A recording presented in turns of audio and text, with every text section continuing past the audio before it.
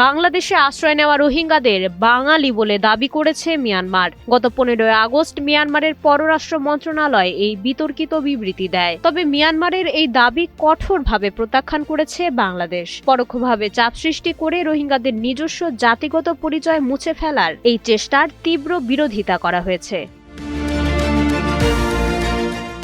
18 August মঙ্গলবার ঢাকায় নিযুক্ত মিয়ানমারের রাষ্ট্রদূত উ কিয়াওসোয়ের সঙ্গে বৈঠক করেন পররাষ্ট্র মন্ত্রণালয়ের কর্মকর্তা তৌফিকুর রহমান। বৈঠকে তিনি জানান, মিয়ানমারের বিবৃতিতে তথ্যের মারাত্মক ভুল রয়েছে। বিশেষ করে মিয়ানমার রোহিঙ্গাদের সংখ্যা অনেক কমিয়ে দেখাচ্ছে। জাতিসংঘ নিবন্ধিত আসল হিসাব মেনে দ্রুত এই যাচাই প্রক্রিয়া শেষ করার তাগিদ দিয়েছে ঢাকা।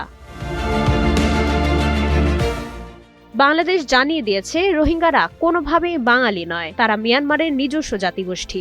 একই সঙ্গে 2017 সালের পর আসা রোহিঙ্গা এবং ক্যাম্পে জন্মানো শিশুদেরও তালিকায় যুক্ত করার আহ্বান জানানো হয়। নিরাপদ ও মর্যাদাপূর্ণ প্রত্যাবাসনই এই সংকটের একমাত্র স্থায়ী সমাধান বলে পুনর্ব্যক্ত করেছে বাংলাদেশ।